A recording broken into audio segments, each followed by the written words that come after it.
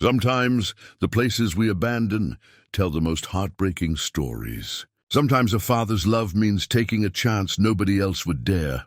Stanley Graves paid $500 for an old hospital on the edge of town, hoping it would give him and his son something to build together. But when they arrived, they found black bags lined up outside and patient charts still hanging inside. The building had been locked up for years, left exactly as it was the day the money ran out. Wheelchairs sat empty in the hallways, medicine bottles gathered dust, and slowly they began to understand what really happened here. What could make a place close its doors and leave everything behind? Before we jump back in, tell us where you're tuning in from.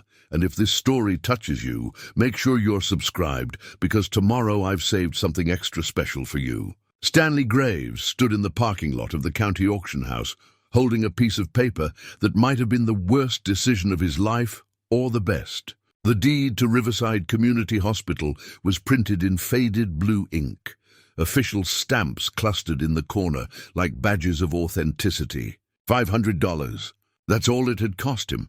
Less than a decent used lawnmower, less than 2 weeks of groceries, less than the security deposit on the apartment he'd been renting since the foreclosure. He folded the paper carefully and slipped it into his jacket pocket, feeling the weight of it there like a promise or a threat. Behind him, his son Keith leaned against their aging pickup truck, scrolling through his phone with the practiced disinterest of a 23-year-old who'd rather be anywhere else. The morning sun caught the edges of Keith's face, and Stanley saw his late wife there, the same dark eyes, the same stubborn set of the jaw.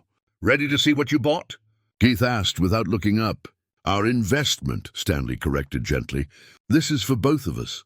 Keith finally lifted his gaze, and something flickered there, maybe doubt, maybe hope. "A condemned hospital 2 towns over is our investment." "That's what we're calling it?" Stanley climbed into the driver's seat, waiting for Keith to follow. The truck's engine coughed to life, reluctant in the October cold. "It's a building with good bones. 3 stories, solid brick construction from the 50s. The auction listing said the structure is sound, just needs cleaning and renovation." "We can do that." "You can do that," Keith said. "I don't know anything about construction." "Then you'll learn." Stanley pulled onto the main road, heading east toward Riverside Falls. "That's the whole point.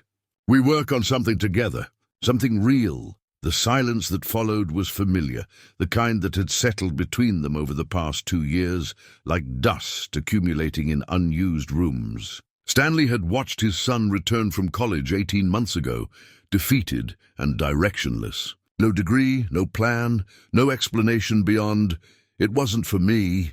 Keith had moved back into his childhood bedroom and taken a job stocking shelves at the grocery store. And every day, Stanley felt the distance growing between who his son could be and who he was becoming.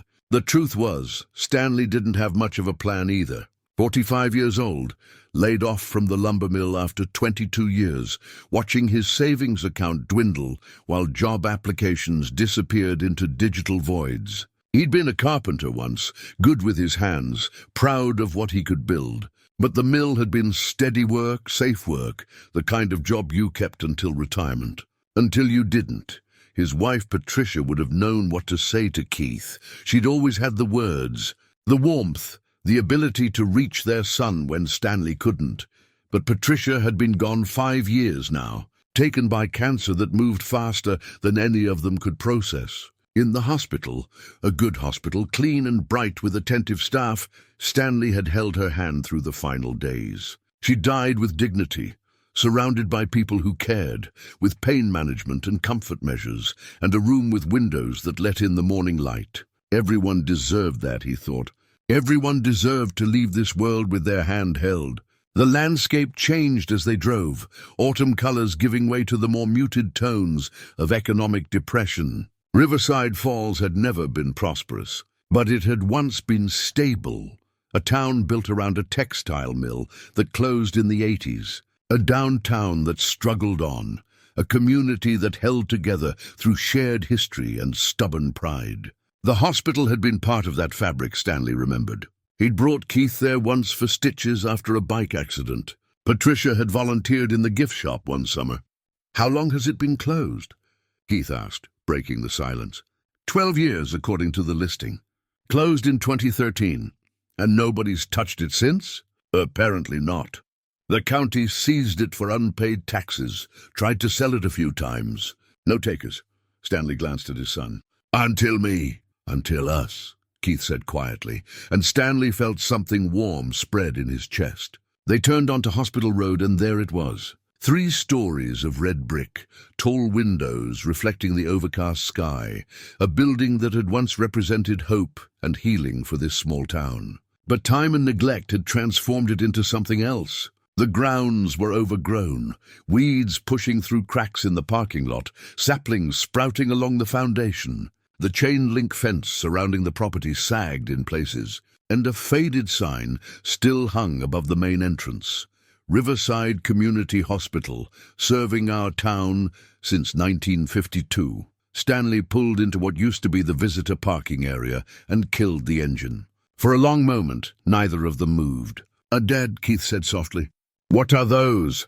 Stanley followed his son's gaze. Along the front walkway, lined up with eerie precision, were rows of black bags. Dozens of them, sagging with age and weather, some torn and spilling unidentifiable contents onto the cracked concrete. Medical waste bags, Stanley realized with a chill. They'd been there so long that leaves and debris had accumulated around them, nature trying to reclaim what humans had abandoned. I don't know, Stanley admitted. He opened his door, stepping out into air that smelled of damp earth and decay. Keith joined him, and together they approached the building. Up close, it was worse. Windows on the first floor were broken, dark openings that revealed nothing but shadows inside. The main entrance doors were chained shut, a rusted padlock hanging from links that had oxidized orange-brown. Graffiti decorated the lower walls, mostly tags and crude drawings, the territorial markings of bored teenagers who'd found an abandoned place to claim. But something about the building's facade stopped Stanley cold. Above the graffiti, between the broken windows, the brick was still solid and dignified.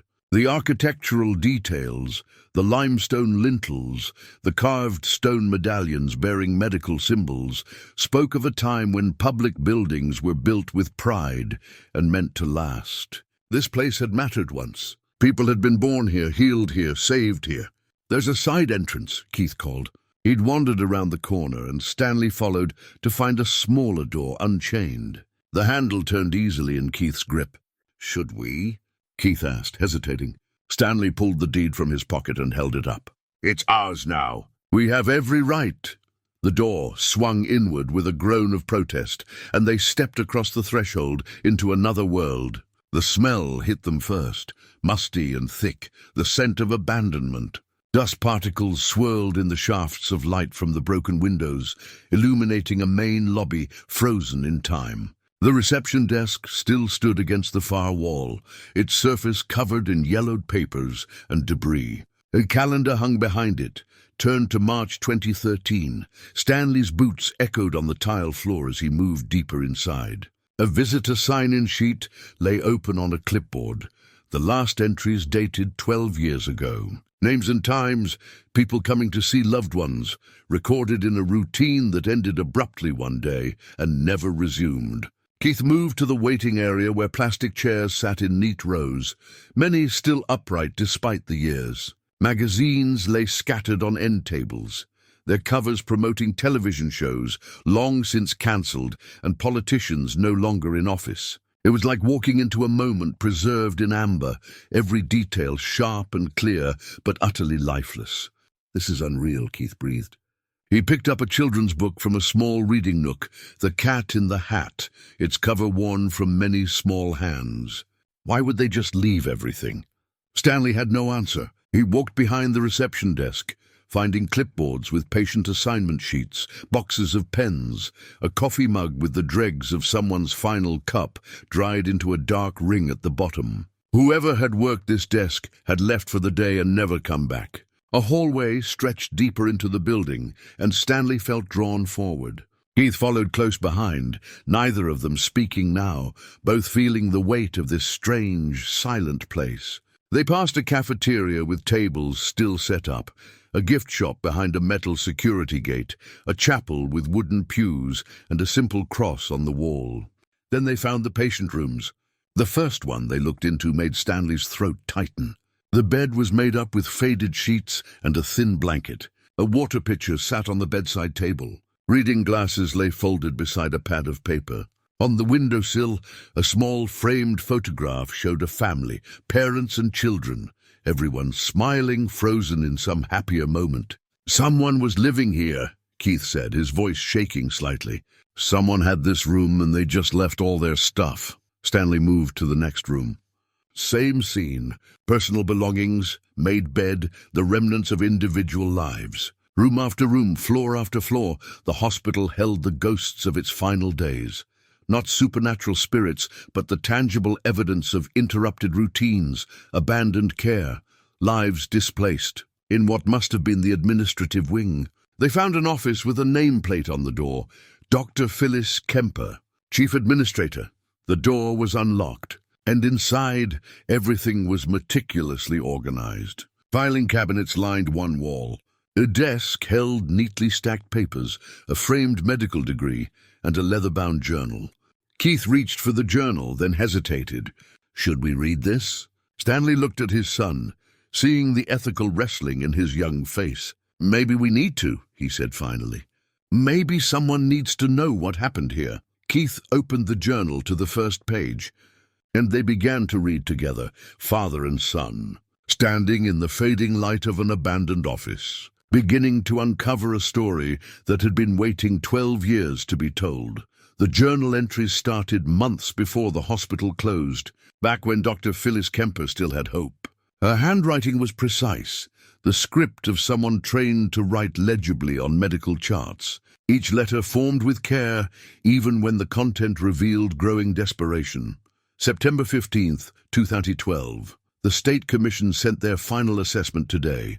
They're recommending closure within 6 months. I spent 3 hours on the phone trying to reach anyone who would listen. The numbers don't lie, they said. The hospital operates at a loss. The county can't subsidize us anymore. As if healing people should turn a profit. Stanley read aloud while Keith looked over his shoulder. Both of them drawn into the voice of a woman they'd never met, but were beginning to know intimately. October 3rd, 2012. We held a town meeting tonight.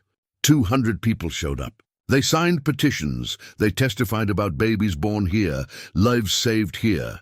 Mrs. Pemberton stood up and said her husband survived a heart attack because we were 5 minutes away instead of 40. The state representative who attended took notes and promised to review our case. I don't believe him. The entries continued through fall and winter, documenting Dr. Kemper's increasingly desperate attempts to save the hospital. Letters to legislators, meetings with county officials, proposals for reduced operations, pleas for temporary funding. Every avenue closed, every appeal denied. January 10, 2013, official notice arrived. Hospital closure effective March 31, 2013. All patients to be transferred to other facilities. Staff will be given assistance in finding new positions. They make it sound so orderly, so civilized. They don't understand what this place means. Keith turned the pages carefully, the yellowed paper brittle under his fingers. The handwriting became less controlled as the entries progressed, the careful script giving way to hasty scrawls. February 18th, 2013. Transfer arrangements are a nightmare. Medicare patients have options, but our long-term care residents are another matter entirely. 7 patients have nowhere to go. No family to claim them. No facilities willing to take charity cases. I've made 43 phone calls today. 43 dead ends. Stanley felt his chest tighten. 7 patients. He thought of the personal belongings in those rooms, the photographs and reading glasses and carefully made beds. March 1st, 2013. 4 weeks left. Most of the staff has already taken positions elsewhere. I don't blame them. They have families to feed. But nurses Beverly Frost, Christine Morgan and Thelma Baines have agreed to stay until the end. We'll do this right, even if the system won't. Keith's voice dropped to almost a whisper as he read the next entry aloud. March 15th, 2013. The 7 are still here.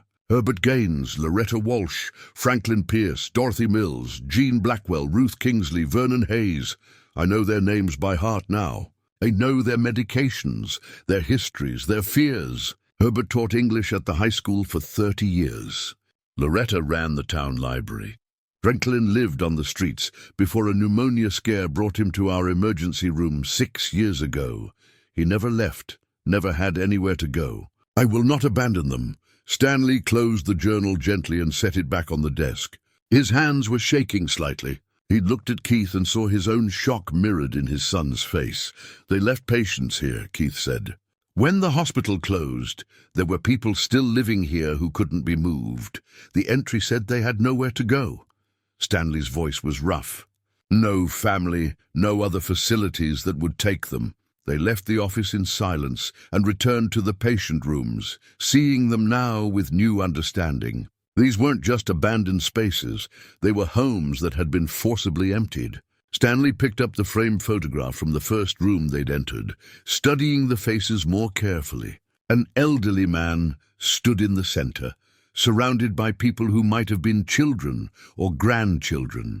Everyone was smiling, but the photo had the slightly faded quality of an image decades old.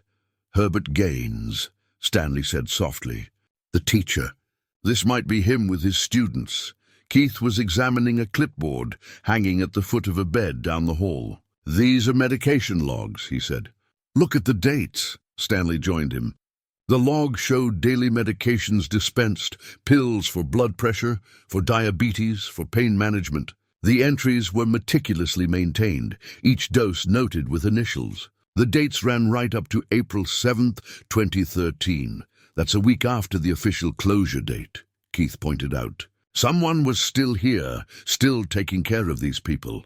They moved through the floor systematically now, finding more evidence of the hospital's final days. In a supply closet, they discovered boxes of adult diapers, institutional soap, medical supplies, all opened and partially used.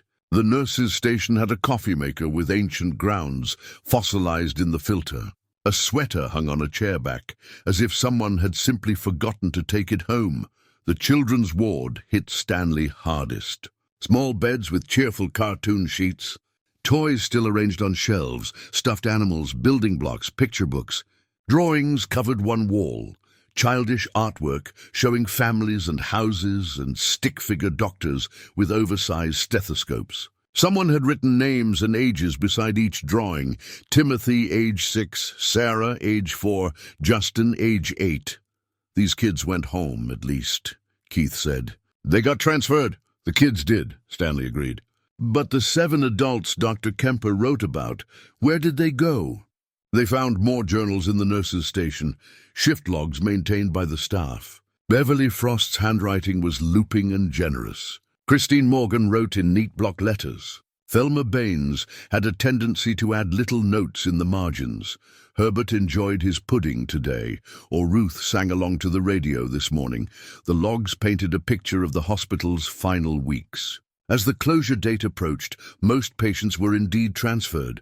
Some to the regional medical center 40 miles away, others to nursing homes, a few back to family care. But the entries kept returning to the same 7 names, the ones with nowhere to go. March 28th, 2013. Beverly's log. 3 days left. We've packed up most of the supplies. The ambulance company says they'll help with final transfers, but we still have no destination for the 7. Dr. Kemper is on the phone constantly. I've never seen her cry before today. Stanley found a ledger in a locked drawer. The key had been left in the lock, as if someone intended to return and simply never did. The ledger tracked patient transfers, each name carefully checked off with a destination noted beside it. 43 names, 43 check marks. Then on the final page, 7 names circled in red ink. Beside each one, in Dr. Kemper's distinctive handwriting, the same notation, no transfer available. Herbert Gaines, 82, Loretta Walsh, 76, Franklin Pierce, 68, Dorothy Mills, 79, Jean Blackwell, 74, Ruth Kingsley, 81, Vernon Hayes, 70, Below the list, a single sentence in larger letters. These people deserve better. Keith photographed the page with his phone, his hands steady despite the gravity of what they were documenting. "We need to find out what happened to them," he said. "Someone has to know." Stanley nodded slowly.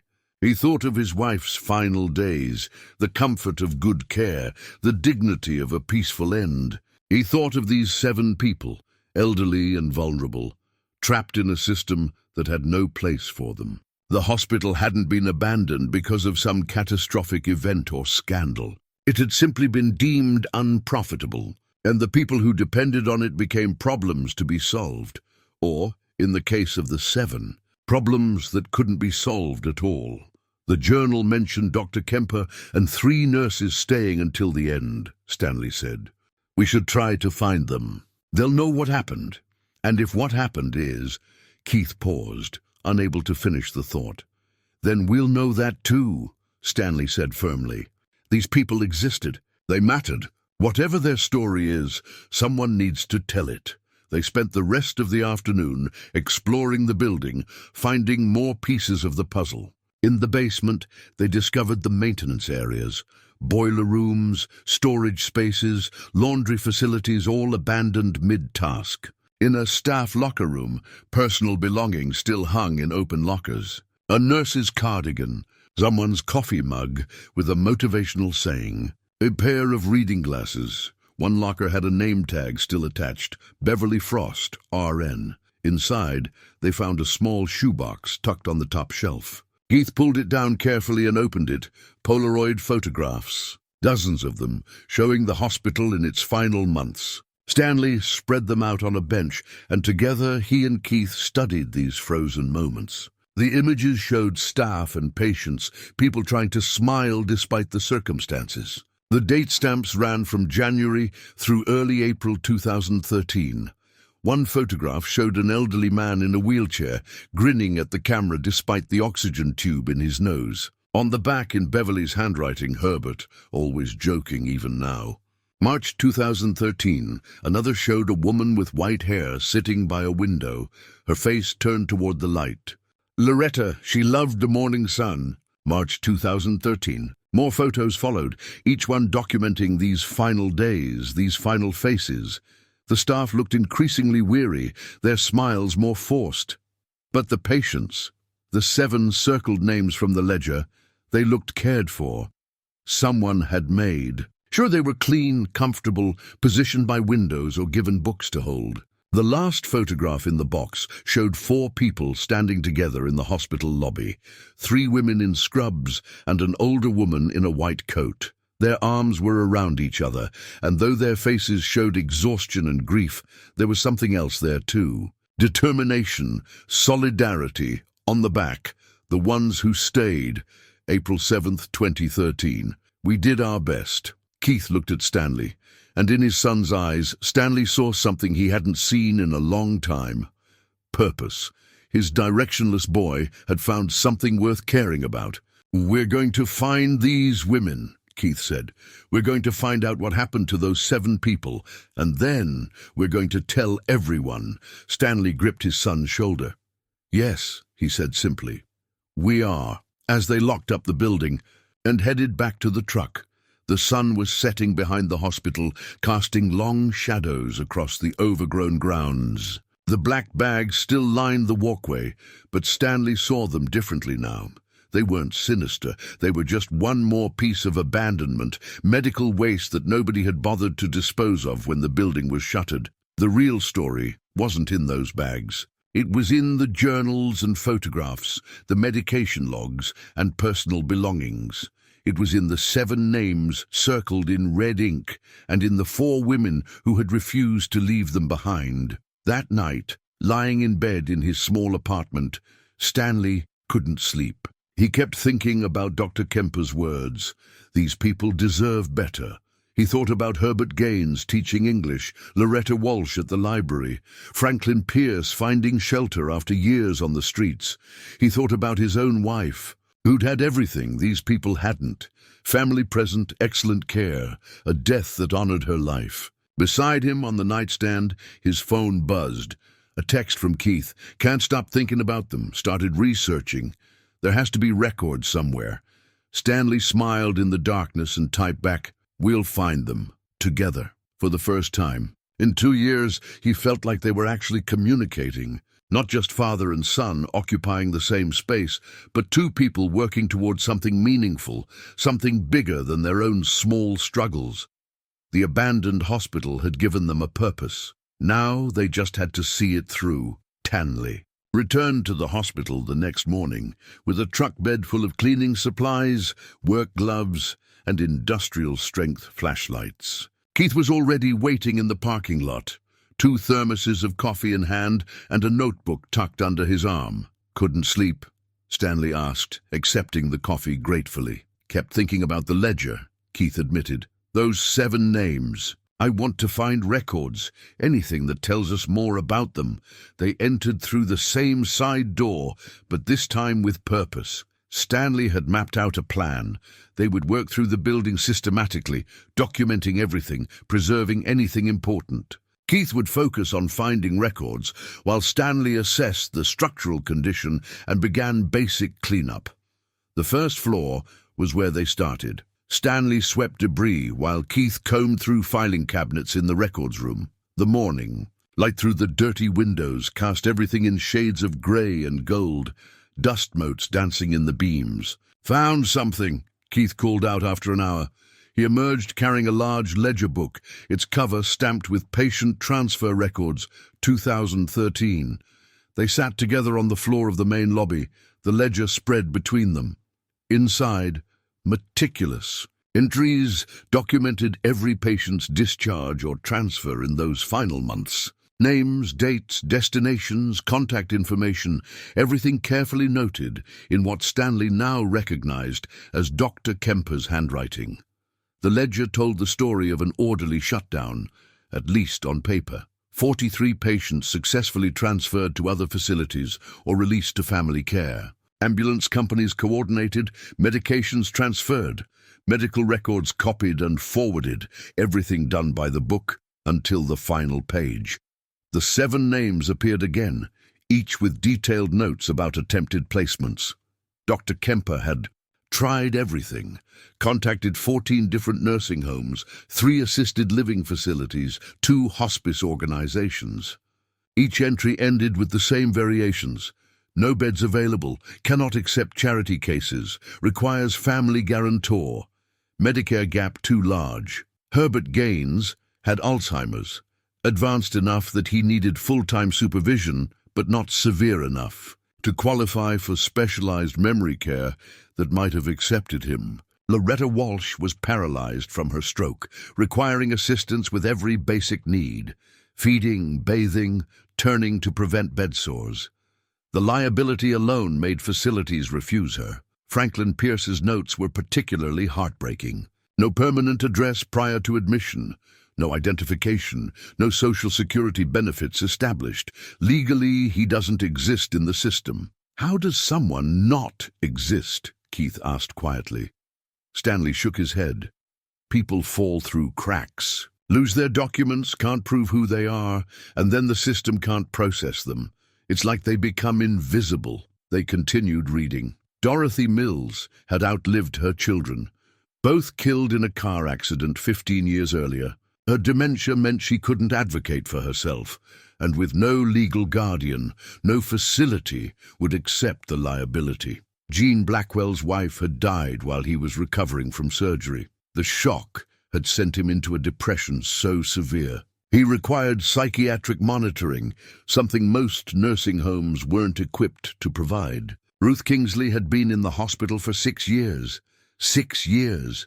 She'd come in for heart surgery and never left, developing complications that required ongoing care. Over those years, she'd become part of the institution itself. And now, the institution was disappearing beneath her. Vernon Hayes was perhaps the most complex case. Diabetic, both legs amputated, with documented mental health issues that made him resistant to care. Notes indicated he'd been combative with previous caregivers, earning him a reputation that preceded any placement attempts. "The system abandoned them," Keith said, his voice tight with anger. Every single one of them slipped through some bureaucratic crack, and instead of fixing the problem, they just shut the door on them. Stanley thought of the petition mentioned in Dr. Kemper's journal, 200 residents signing to keep the hospital open. He wondered how many of them knew about these 7 people. "We need to talk to someone who was here," he said. "Someone who saw what happened in those final days." Keith was already typing on his phone. "Beverly Frost," he said, "one of the nurses who stayed. I found her on social media last night. And she lives in Coopersville, about 30 miles from here. She's listed as retired." Keith looked up. "I sent her a message, told her we bought the hospital and found the journals. She hasn't responded yet." They spent the rest of the morning working through the first floor, finding more fragments of the story. In the pharmacy, they discovered medication logs showing that prescriptions were being filled right up until April 7th, a week after the official closure date. Someone had continued dispensing medications, maintaining care protocols, keeping the 7 patients stable. Stanley found financial records in the administrator's office. They showed the hospital's steady decline, revenues falling year after year, debt mounting, county subsidies reduced to nothing. But mixed in with the official statements were personal checks written by Phyllis Kemper herself. Small amounts at first, $50 here, $100 there, noted as patient care fund or medical supplies. As the closure date approached, the amounts increased. $500, $1,000, $2,000 in a single week in March. The final entry was dated April 1st, 2013, a check for $5,000 with the notation Dignity Fund. She was paying for their care out of her own pocket, Stanley said, showing Keith the records. When the hospital's money ran out, she used her own. Keith's phone buzzed. He looked at the screen and his eyes widened. Beverly responded. "She says she'll meet with us, but not at the hospital. She doesn't want to go back there." They arranged to meet Beverly that afternoon at a coffee shop in Coopersville. Stanley used the intervening hours to explore more of the building, his carpenter's eye assessing what could be salvaged. The structure was solid. His initial impression had been right. The roof was intact, the foundation stable. Most of the damage was cosmetic, the result of broken windows letting in weather and time. He found himself in the chapel again, sitting in one of the wooden pews. The room was small but peaceful, light filtering through a simple stained glass window depicting a shepherd with a lamb. Someone had cared about this space, had chosen that image deliberately. Healing and protection, care for the vulnerable. Stanley thought about his plan when he'd bought this building, turn it into a community center, a place for activities and gatherings. That still made sense, but now it felt incomplete. This place had been more than just a building. It had been a refuge for people who had nowhere else to go. Shouldn't that legacy be preserved somehow? At 3 o'clock, Stanley and Keith sat in a corner booth at Millie's coffee shop, watching the door. When Beverly Frost walked in, she was easy to recognize. One of the women from the final Polaroid, though 12 years older now. She was in her late 50s, grey threading through her brown hair. Lines of weariness etched around her eyes. She spotted them. Stanley had told her what they looked like and approached slowly, as if each step required courage. "You found the journals," she said without preamble, sliding into the booth across from them. "We found a lot of things," Stanley said gently. "Thank you for agreeing to talk to us." Beverly wrapped her hands around the coffee cup Keith had ordered for her, though she didn't drink. "I haven't talked about those days in 12 years. Haven't been able to." "You don't have to," Keith said quickly. "If it's too difficult, no." Beverly looked up and her eyes were damp but determined. "If you found the journals, if you know about the 7, then someone finally needs to hear what really happened. We tried everything. You have to understand that. We tried everything we could." Stanley leaned forward. "Tell us about them." "The 7 who couldn't be transferred." Beverly took a shaky breath. "Herbert was my favorite, though I shouldn't say that. He was so kind, always asking about my day even when he was having a bad one. Alzheimer's made him confused, but his manners never left him. He'd been a teacher, and you could still see it.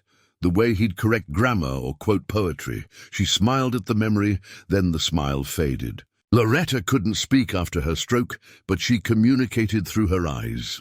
She'd watch everything, taking it all in. Before the stroke, she'd been a librarian. You could bring her books, and she'd just light up even though she couldn't turn the pages herself. Franklin was the quiet one. Spent years on the streets before pneumonia brought him to our emergency room. He was so grateful to have a bed, regular meals, warmth. He never asked for anything beyond that. The system couldn't place him because he had no documentation, no history. It was like he'd never existed officially. Stanley thought of the ledger's note. Legally, he doesn't exist. Dorothy had dementia, but she had moments of clarity. She'd talk about her children like they were still alive, tell stories about their childhoods. We never corrected her. What was the point? Reality was too painful. She called Dr. Kemper daughter sometimes, and the doctor never minded. Beverly's voice grew softer. Gene was heartbroken. His wife died while he was recovering from surgery, and he just never bounced back. Depression so deep he could barely function. He needed psychiatric care, not just medical care, and nobody would take him. Ruth had been with us 6 years. 6 years. She was part of the furniture at that point, always cheerful despite her health problems. She loved music. We'd play the radio in her room and she'd sing along to the old hymns. And Vernon, Beverly paused. Vernon was difficult. Mental health issues on top of physical ones. He'd lash out sometimes, refuse treatment. But underneath all that anger was fear. He was scared and alone, and he expressed it through hostility. Most facilities rejected him based on his reputation alone. Keith was taking notes, capturing every detail. Stanley just listened, seeing these 7 people transform from names in a ledger to human beings with histories and personalities. What happened when the closure date came? Stanley asked gently. Beverly's hands tightened around her coffee cup. That's when Dr. Kemper made her decision. She said, I took an oath. I will not abandon my patients. The hospital was officially closed, but she kept coming. Christine and Thelma and I stayed too. We couldn't just leave them. For how long? 3 weeks. Almost 4. Beverly's voice dropped to barely a whisper. We worked for free, bought supplies with our own money. Dr. Kemper depleted her savings, keeping them fed and medicated. We became their entire world, 4 women caring for 7 patients in an officially closed hospital. That's illegal, isn't it? Keith asked. Probably. But what was the alternative? Put them out on the street. Beverly finally took a sip of her coffee, then set it down. We did what we had to do, what anyone with a conscience would do. Stanley felt a swell of respect for this woman, for the doctor and nurses who had refused to accept the unacceptable. What happened at the end? How did it resolve? Beverly met his eyes and he saw old pain there, still fresh after 12 years. I left before the final resolution. I couldn't stay for the ending. Dr. Kemper was arranging something, some kind of solution, but I couldn't watch anymore. I walked away, and I've felt guilty about it every day since. Do you know what she arranged? Keith pressed. No, she told me to go, that she'd handle it. Said I'd already given enough. Beverly's voice broke slightly. I should have stayed. I should have been there for them until the very end. Stanley reached across the table and gently touched her hand. You did more than most people would have done. You stayed weeks longer than you had to. You gave them care and dignity when the system gave them nothing. Beverly wiped her eyes. There's something else you should know. Dr. Kemper had a private office, separate from her administrator's office. She kept her personal files there. If you want to know what happened in the end, that's where you'll find your answers. She pulled a key from her purse, old and brass and worn smooth. I never returned it. Couldn't bring myself to, but maybe you should have it now. Stanley accepted the key, feeling its weight in his palm. Where is this office? East Wing, 3rd floor. The door is marked private. She locked it the last day I saw her, said she was preserving something important. Beverly stood slowly. I can't go back there, but maybe you can finish what we started. Maybe you can make sure people remember what happened, that those 7 people mattered. We will, Keith promised. We'll make sure their story is told." After Beverly left, Stanley and Keith sat in silence for a long moment. The key lay on the table between them, small but significant, a literal opening to the final chapter of this story. "Ready?" Keith finally asked. Stanley picked up the key. "Let's find out what Dr. Kemper left for us to discover." The East Wing was quieter than the rest of the hospital, as if the building itself knew this section held something sacred. Stanley and Keith climbed the stairs to the third floor, their flashlights cutting through the dimness. The air here was staler, undisturbed by the broken windows that had let weather into other parts of the building. The door marked "Private" stood at the end of a hallway, its dark wood surface unmarred by graffiti or damage. Stanley inserted Beverly's key, and the lock turned smoothly, as if it had been waiting all these years for someone to return. Inside, the office was smaller than the administrator's suite downstairs, but more personal. A simple desk, a comfortable chair, bookshelves lined with medical journals and novels, and against one wall, a locked filing cabinet. The same key opened it. Inside were 7 folders, each labeled with a name.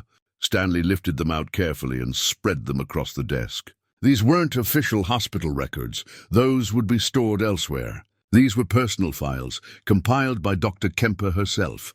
Keith opened Herbert Gaines's folder first. Inside were medical charts, yes, but also photocopies of old newspaper clippings. "Distinguished teacher retires after 40 years, read one headline from 1995. The article featured a photograph of a younger Herbert surrounded by students, his smile broad and genuine. Another clipping showed him receiving a community service award. Tucked between the official documents were handwritten notes in Dr. Kemper's script. Herbert recited Frost's "Stopping by Woods" today. Every word perfect, despite the Alzheimer's. The poem is in his bones, deeper than the disease can reach. Another note talked about his students today. Named 27 of them from memory, what they studied, where they went. He shaped so many lives. Who will remember that? Loretta Walsh's folder contained similar treasures. Photographs showed her at the town library, surrounded by children during story hour. Letters of commendation from the library board. Dr. Kemper's notes painted a picture of a woman who dedicated her life to literacy and learning. Loretta can't speak, but I read to her every evening. Her eyes follow the words. Sometimes tears run down her cheeks during the sad parts. She's still in there, still understanding, still feeling. The stroke took her voice, not her soul. Franklin Pierce's folder was thinner, no newspaper clippings, no awards. Just a simple intake form from 6 years earlier when he'd arrived at the emergency room with severe pneumonia. Under emergency contact, someone had written none. Under address, it said transient, but Dr. Kemper's notes were the longest of all. Franklin told me today about playing guitar on street corners in Nashville. He had dreams once, a wife who left, a life that fell apart piece by piece until he had nothing. He says the hospital is the first place he's felt safe in 20 years. He thanks me every single day for his bed, his meals, for being allowed to exist. Stanley's throat tightened reading that. Being allowed to exist. Such a basic human need, and Franklin had been grateful for it. Keith was reading Dorothy Mills's folder, and when he looked up his eyes were wet. She had 2 kids, both killed by a drunk driver in 1998. Husband died of a heart attack a year later. She had nobody left, and then the dementia took even her memories. Dorothy's folder included photographs, a family portrait from what looked like the 1980s, everyone smiling at some holiday gathering.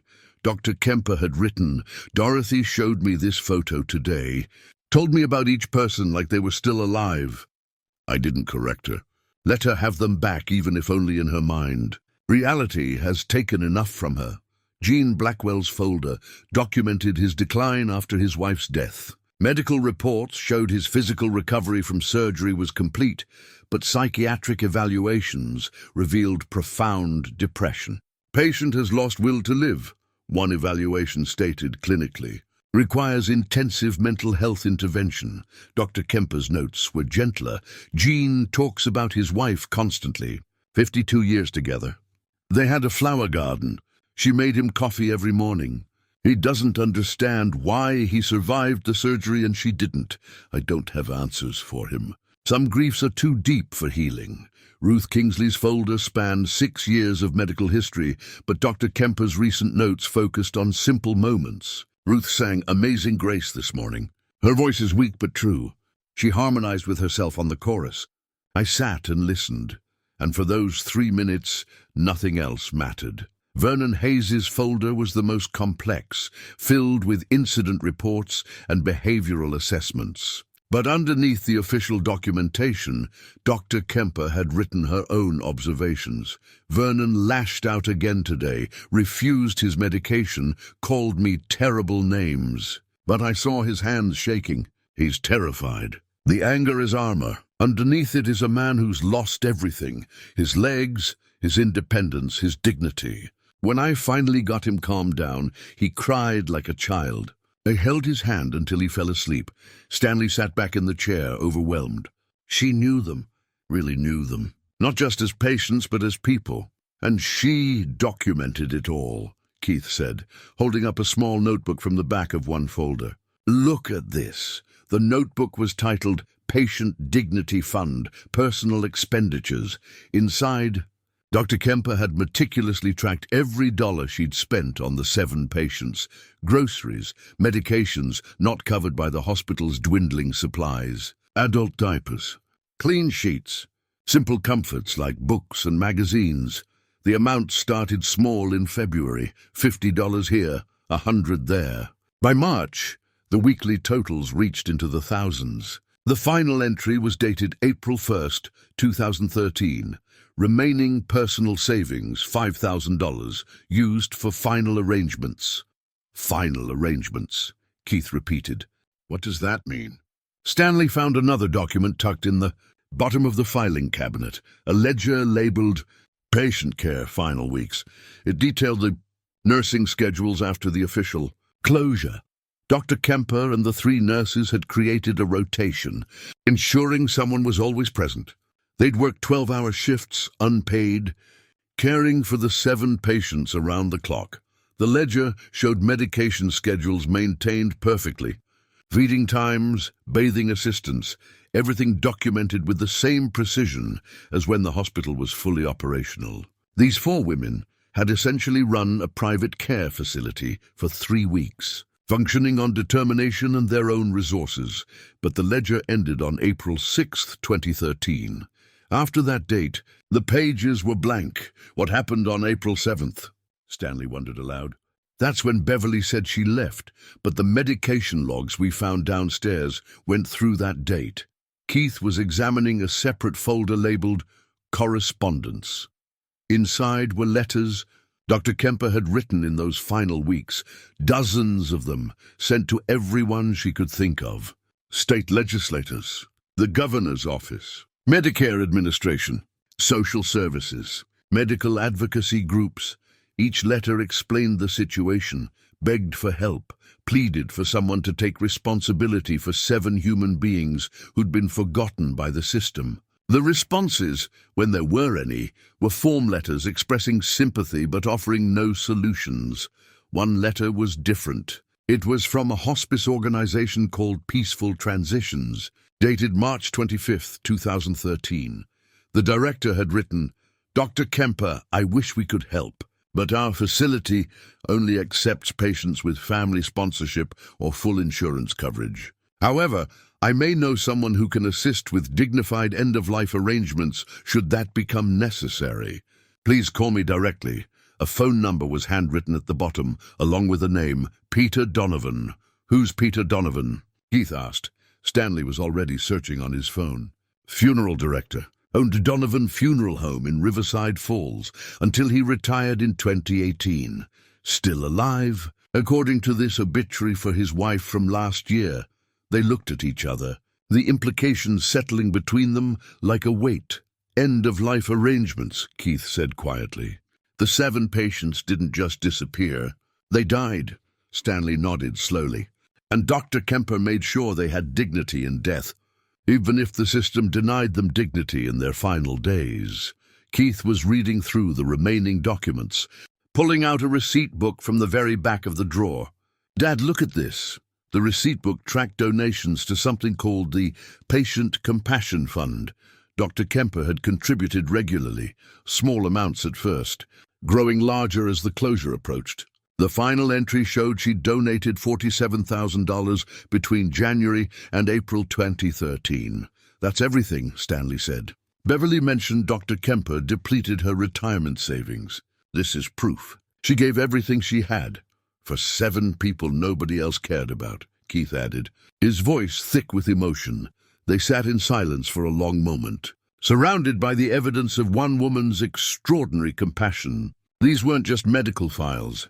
They were testimonies to lives that mattered, carefully preserved by someone who refused to let them be forgotten. Stanley thought about his original plan for this building, a community center, a place for gatherings and activities. It had seemed like a good idea, a way to give back and rebuild his relationship with Keith. But now it felt insufficient. These 7 people had lived here. They'd been cared for here by people who loved them. They died here, and someone had made sure they died with dignity. That story deserved more than a casual mention. It deserved to be central to whatever this place became. "We need to find Peter Donovan," Stanley said. "He's the last piece of this puzzle. He knows what happened in those final days." Keith was already searching. "Got an address. He lives on Maple Street, about 10 minutes from here." Stanley gathered the folders carefully, treating them with the reverence they deserved. These weren't just documents. They were proof that 7 forgotten people had existed, had mattered, had been loved in their final days. As they locked the office and headed downstairs, Stanley felt his son's hand on his shoulder. "Dad," Keith said, "thank you for buying this place, for bringing me here. I've been lost for 2 years, and I didn't even realize I was looking for something like this. Something that matters." Stanley pulled his son into a hug, the first real embrace they'd shared since Patricia's funeral. "We found it together," he said, "and we're going to see it through together." Outside, the afternoon sun was beginning to set, casting long shadows across the hospital grounds. The building stood quiet and dignified, keeping its secrets a little while longer. But Stanley and Keith were getting closer to the truth, one document at a time. Tomorrow they would find Peter Donovan. Tomorrow they would learn how this story ended. And then, somehow, they would figure out how to tell it, how to make sure that Herbert, Loretta, Franklin, Dorothy, Jean, Ruth, and Vernon were remembered, that their lives and deaths meant something beyond bureaucratic failure. For now, though they had done enough, they had learned the names, read the stories, understood the sacrifice. The rest could wait until tomorrow. Peter Donovan lived in a modest ranch house with a meticulously maintained garden. When Stanley and Keith knocked on his door the next morning, a tall man in his 70s answered, his white hair neatly combed, his eyes sharp and assessing. "Mr. Donovan? I'm Stanley Graves, and this is my son Keith. We're hoping you can spare a few minutes to talk about Riverside Community Hospital." Something shifted in the old man's expression. Recognition, maybe, or old grief resurfacing. "You'd better come in," he said. His living room was filled with photographs of families, weddings, and graduations, a lifetime of celebrations he'd witnessed through his work. He gestured for them to sit and lowered himself into a worn armchair. "I wondered if anyone would ever ask," Peter said. 12 years, and not a single person has come looking for the truth. What made you start digging?" Stanley explained about buying the hospital, finding the journals and files, talking to Beverly. Peter listened without interrupting, nodding occasionally. "Dr. Kemper was a remarkable woman," Peter said when Stanley finished. "She called me in late March, desperate. Said she had 7 patients who needed end-of-life planning, but no resources to pay for it. Asked if I could help. Could you?" Keith asked. "Not initially. My business operated on thin margins. I couldn't afford to work for free. But Phyllis, Dr. Kemper, she came to my funeral home in person, brought files on each patient, showed me their lives, not just their medical conditions." Peter's eyes grew distant. "Herbert Gaines had taught my daughter English in high school. Changed her life, actually. Got her interested in literature, helped her get into college." "You knew one of them," Stanley said softly. "I knew of most of them. Small town, everyone's connected somehow. Loretta Walsh had helped my grandson learn to read when he was struggling. Franklin Pierce used to play guitar outside the hardware store, beautiful music. You'd drop coins in his case, and he'd nod thanks, never begged. Peter stood and walked to his window. These weren't strangers. They were our neighbors, and we'd all forgotten them. Keith leaned forward. What happened in those final weeks? Phyllis called me every few days with updates. She and those 3 nurses were running themselves ragged, caring for 7 people with no help, no supplies, no support. She was spending her own money on everything. I told her it couldn't continue. She'd burn out, run out of funds. Something would give. Peter turned back to face them. Then she called on April 3rd, said Herbert had taken a turn. His body was shutting down. Natural causes, peaceful, but the end was coming. She asked if I'd handle his arrangements when the time came, said she'd find a way to pay. Did he pass?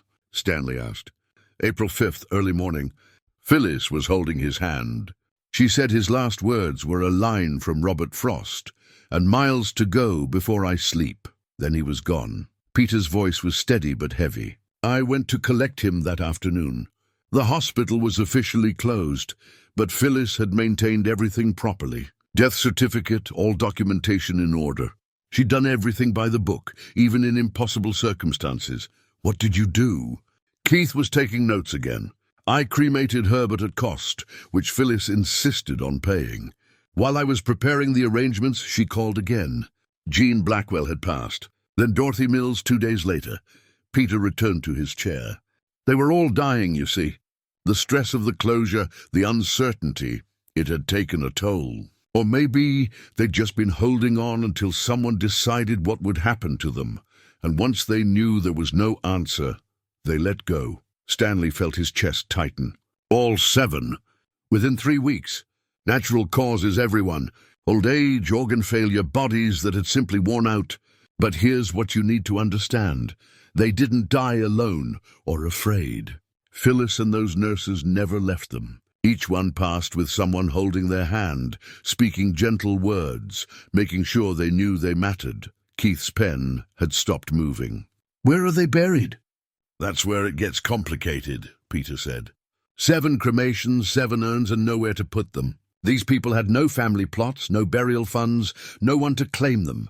I suggested the county cemetery, but Phyllis refused. Said they deserved better than a pauper's grave. What did she do? Peter stood again and retrieved a folder from a desk drawer. Inside were architectural drawings, hand-sketched plans for a garden. She designed this herself. Said the hospital had a courtyard in the east wing that got morning sun. She wanted to create a memorial garden there, into their ashes with dignity, give them a resting place that honored their lives. Stanley recognized the drawings. They matched the overgrown courtyard they'd found behind the locked door. She built it? With help from Terry Walsh, the hospital's maintenance man. He'd stayed on too, working for free, keeping the building from falling apart. Together they cleared the courtyard, planted flowers, built a small retaining wall. I provided 7 simple brass plaques, each engraved with a name and personal inscription that Phyllis wrote. Peter handed Stanley a photograph. It showed the garden in its original state. Neat paths, blooming flowers, 7 plaques set in stone markers. Dr. Kemper stood in the center, Terry Walsh beside her, both looking exhausted but peaceful. The interment was April 22nd, Peter continued.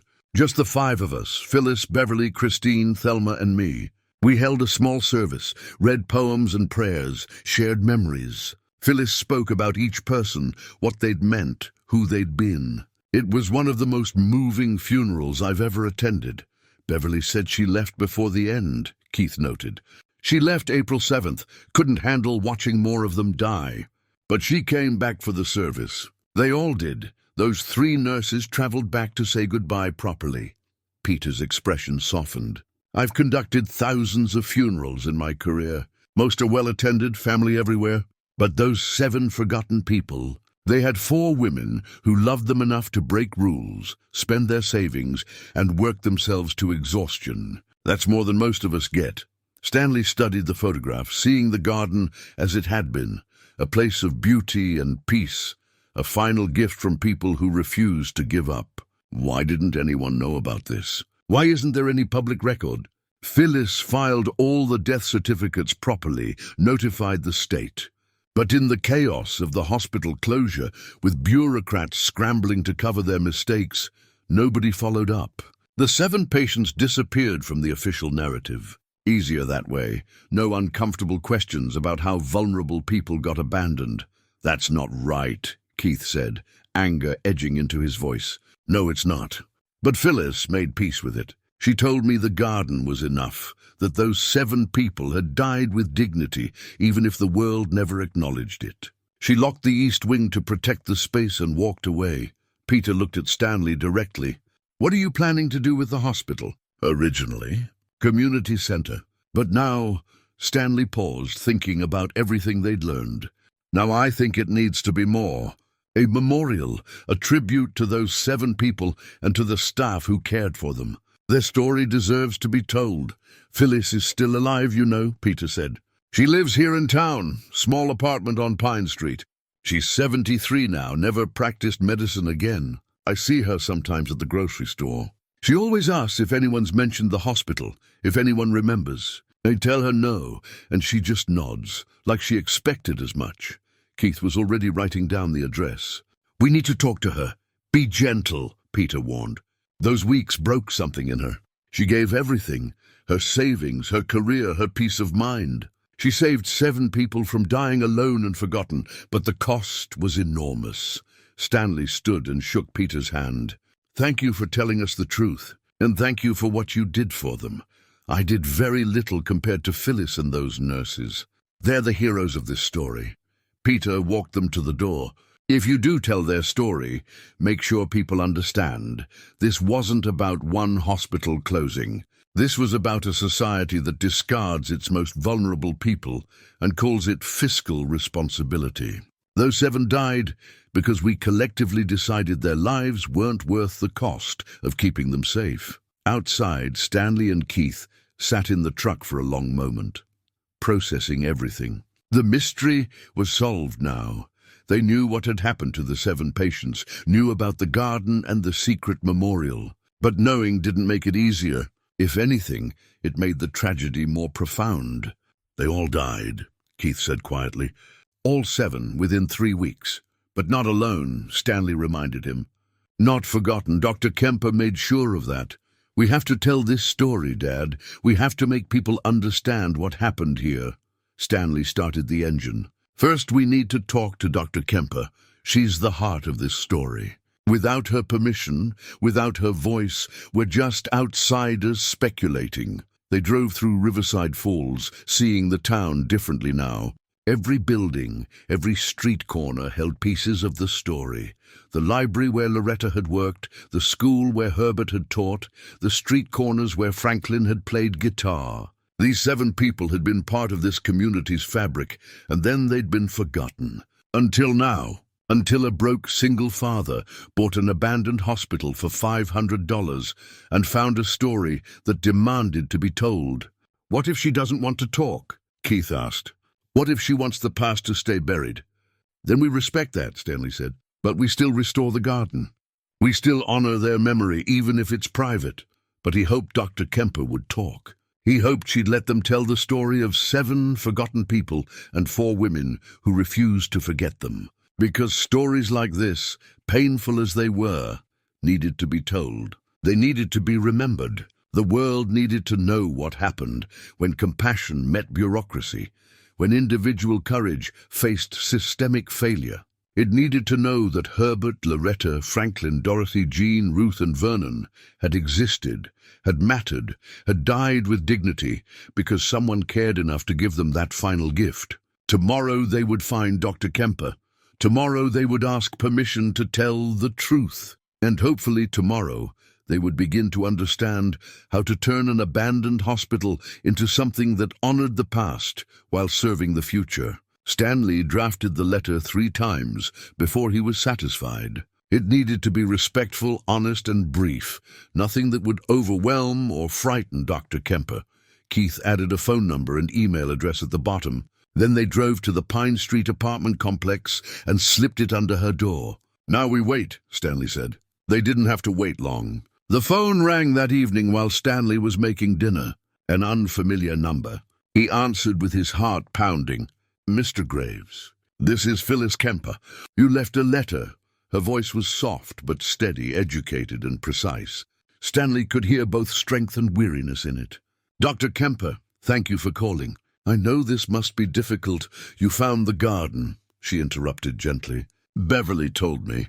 She called yesterday, said 2 men had discovered everything. I've been expecting this call for 12 years.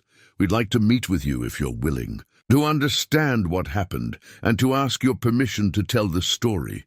There was a long pause. "Millstone Diner tomorrow at 9. I'll be wearing a blue cardigan." The line went dead before Stanley could respond. The next morning, Stanley and Keith arrived 15 minutes early. The diner was quiet, just a few regulars nursing coffee and reading newspapers. At exactly 9 o'clock, an elderly woman entered. She was small and thin, white hair cut short, wearing the promised blue cardigan. Her posture was erect despite her age, and her eyes, sharp and dark, swept the room until they found Stanley and Keith. She slid into the booth across from them without ceremony. "You're younger than I expected," she said to Stanley. "And you brought your son. Keith's been part of this from the beginning," Stanley explained. "Everything we've discovered together," Phyllis nodded approvingly. "Good. The young should know these stories. They need to understand what happens when systems fail." She ordered coffee from the waitress, then folded her hands on the table. "What do you want to know?" Stanley had prepared questions, but they evaporated in the moment. Instead, he simply said, "Tell us about them." "The 7. Who they really were." Something softened in Phyllis's face. Herbert was dignified, even at the end. Alzheimer's had taken so much, but not his kindness. He'd apologize for forgetting my name, then recite poetry perfectly. The disease is strange that way. It takes the present, but sometimes leaves the past crystal clear. She sipped her coffee. Loretta couldn't speak after her stroke, but she understood everything. I'd read to her every evening. Medical journals sometimes, novels other times. She'd indicate which she preferred by squeezing my hand. 1 squeeze for yes, 2 for no. We had entire conversations that way. Franklin was grateful for everything. A warm bed, regular meals, clean clothes. He'd lived on the streets so long that basic dignity felt like luxury to him. He told me once that the hospital was the first place he'd felt human in 20 years. That stayed with me. Keith was taking notes again, but mostly he was just listening, absorbing. Dorothy had good days and bad days. On good days, she'd tell stories about her children, her grandchildren who didn't exist. On bad days, she wouldn't speak at all, just stare out the window. But she always smiled when I entered her room. Always. Phyllis's voice remained steady, clinical almost, but Stanley could hear the emotion beneath it. Jean was heartbroken. 52 years of marriage, and he survived surgery only to lose his wife. He didn't want to live without her. Depression took him as surely as any disease. I couldn't fix that. I could only sit with him in it. Ruth was my sunshine. 6 years in that hospital, and she never complained. She sang hymns, badly but enthusiastically. She'd harmonize with herself when she couldn't remember all the words. The nurses loved her, and Vernon— Phyllis paused. Vernon was angry because he was terrified. He'd lost his legs, his independence, his dignity. Lashing out was his way of maintaining control over something, anything. But at night, when he thought no one was watching, he'd cry. I'd sit with him, and eventually he'd let me hold his hand. The waitress refilled their coffee. Phyllis waited until she left before continuing. When the hospital closed, I couldn't abandon them. I took an oath, first do no harm. Letting 7 vulnerable people be cast out would have been harm. So I stayed. Beverly, Christine, and Thelma stayed. We became their family. Peter Donovan told us they all passed within 3 weeks, Stanley said gently. They were ready, Phyllis said simply. I think they'd been holding on, waiting to see what would happen to them. When they realized there was no solution, no place for them in the system, they let go. Herbert went first, peacefully, quoting Frost. Then Jean, then Dorothy. Franklin, Ruth, and Loretta within days of each other. Vernon held on longest, stubborn to the end. But he went quietly, finally at peace. You gave them dignity, Keith said. I gave them what everyone deserves, to die with someone holding their hand, to know they mattered, to be remembered. Phyllis met Keith's eyes. The system abandoned them. I refused to. Stanley pulled out the receipt book they'd found. You spent $47,000. My retirement savings. Worth every penny. Phyllis didn't flinch. Money can be replaced. Human dignity cannot. Why didn't you tell anyone? Why keep it secret? I tried to tell everyone. I wrote letters, made phone calls, begged for help. No one listened. After they died, I filed the proper paperwork, notified authorities. But in the chaos of the closure, no one followed up. It was easier for them to pretend those 7 people had never existed. Phyllis's jaw tightened.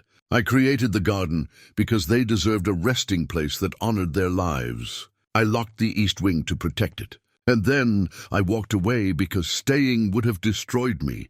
Did it destroy you? Stanley asked quietly. It changed me. I never practiced medicine again. Couldn't face another system that values profits over people. I work part-time at the library now, shelving books. Simple work. Meaningful work. Loretta would approve. Keith looked up from his notes. We want to tell their story. Turn the hospital into a memorial and community center. Let people know what happened. Honor the 7, honor you and the nurses. But we need your permission. Phyllis was quiet for a long time. When she spoke, her voice was thick. For 12 years I've carried this alone. The guilt of not doing more, the anger at a system that failed them, the grief of losing 7 people I loved. I wondered if anyone would ever care, if their lives would just fade into nothing. She wiped her eyes. Yes, tell their story. But tell the whole truth, not just about their deaths, but about their lives. Herbert's teaching, Loretta's library work, Franklin's music. Make people understand these were real people with histories and value. And tell about the system that abandoned them, so maybe it won't happen again. We will, Stanley promised. Every detail, every story, everything that made them matter. Phyllis reached into her purse and pulled out a small key. This opens a storage unit I've kept. Inside are more photographs, personal items I saved, letters I never sent. Everything you'll need to tell their complete story. It's yours now. Stanley accepted the key, feeling its weight, heavier than brass and metal, heavy with responsibility and trust. One more thing, Phyllis said. The garden. It's probably overgrown now, neglected. Will you restore it? It's the first thing we'll do, Keith assured her. Make it beautiful again, a place people can visit and remember. Phyllis stood slowly, and Stanley and Keith stood with her. On impulse, Stanley embraced her, and after a moment's hesitation, she hugged him back. She felt small and fragile in his arms, this woman who had given everything for 7 forgotten people. Thank you, she whispered, for remembering them, for caring. After she left, Stanley and Keith sat back down, both overwhelmed. Dad, Keith said quietly, I left college because I felt like nothing I did mattered. Like I was just going through motions, checking boxes, building toward a life that felt empty. But this, he gestured at his notes, at the key on the table. This matters. Telling their story, preserving their memory, making sure people understand what happened. This is what I want to do. Stanley felt pride swell in his chest. What do you mean? Public history, documentary work, giving voice to forgotten stories. I want to go back to school, study this properly, learn how to do it right. This hospital, these 7 people, they're showing me my purpose. Stanley gripped his son's shoulder. Your mother would be so proud. They spent the afternoon at Phyllis's storage unit. Inside were boxes of materials, photographs of the hospital in its heyday, staff directories, patient satisfaction surveys from the 1990s showing how beloved the place had been. More recent items, too. The personal belongings Phyllis had saved from the 7 patients' rooms, letters she'd written to legislators that had never been answered, newspaper clippings about the closure, and photographs.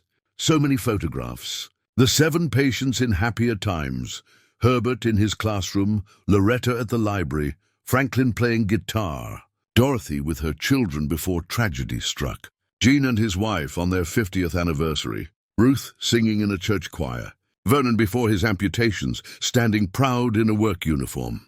"This is who they were," Keith said, spreading the photos across a table. "Before illness, before being forgotten. They had full lives, people who loved them, contributions they made." Stanley nodded. "And that's what people need to see. Not just their tragic end, but their meaningful lives." They loaded everything into the truck carefully, treating each box like the treasure it was. These materials would form the foundation of their memorial, the evidence that 7 people had lived, mattered, and deserved to be remembered. As they drove back to Riverside Falls, Stanley felt something shift. This project had started as a way to bond with his son over renovation work. It had become something far more important, a mission to honor forgotten lives and challenge a system that discarded its most vulnerable people. The hospital wasn't just a building anymore. It was a testament to compassion, a memorial to dignity, and a warning about what happens when society stops caring for those who can't care for themselves. Tomorrow they'd start planning. The memorial, the garden restoration, the community center that would carry forward the hospital's legacy of care. But tonight, Stanley and Keith would go through the materials, learning more about 7 people who deserved to be known, remembered, and honored. Their story was finally going to be told. Stanley and Keith returned to the hospital the next morning with tools, cameras, and a renewed sense of purpose. The East Wing awaited them, its locked door holding the final piece of the story, the memorial garden where 7 forgotten people rested. Beverly's key turned smoothly in the lock. The door opened onto a narrow hallway, cleaner than the rest of the building, as if this space had been protected from the decay that touched everything else. At the end of the hall, another door stood ajar, revealing sunlight beyond.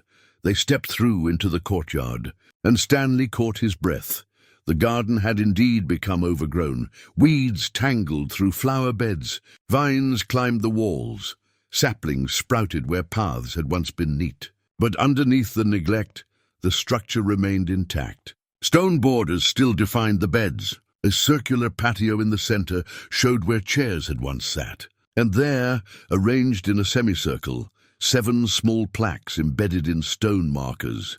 Keith knelt beside the first one, brushing away dirt and leaves. The brass had tarnished green with age, but the engraving was still legible. Herbert Gaines, 1931-2013. Teacher, poet, gentleman. You shaped minds and touched hearts. Rest now in the words you loved. Stanley moved to the next marker. Loretta Walsh, 1937-2013. Librarian, reader, friend to all who sought knowledge. Your silence speaks volumes. They went around the circle, reading each inscription aloud. Franklin Pierce, 1945-2013. Musician, wanderer, survivor. You found home at last. May your music echo forever. Dorothy Mills, 1934-2013. Mother, seamstress, keeper of memories. Your children wait for you in gardens beyond our sight. Jean Blackwell, 1939-2013. Husband, gardener, devoted heart. 52 years of love now reunited. Ruth Kingsley, 1932-2013. Singer, believer, bringer of joy. Heaven gained a voice for its choir. Vernon Hayes, 1943-2013. Warrior, survivor, complicated soul. Peace found you at last. Rest without pain. Keith was crying openly now, photographing each plaque. Stanley felt his own eyes burning. These weren't just markers. They were testimonies written by someone who had truly known and loved these people. In the center of the garden stood one more plaque, larger than the others, mounted on a simple stone pillar, in loving memory of 7 souls who deserved more than they received, cared for by those who gave everything when the system gave nothing. May we never forget. May we always do better. Below that, in smaller letters, created and maintained by Dr. Phyllis Kemper, Beverly Frost RN, Christine Morgan RN, and Thelma Baines RN, April 2013. Stanley sat on the edge of the stone circle, looking at the 7 markers. This is it. This is what happened.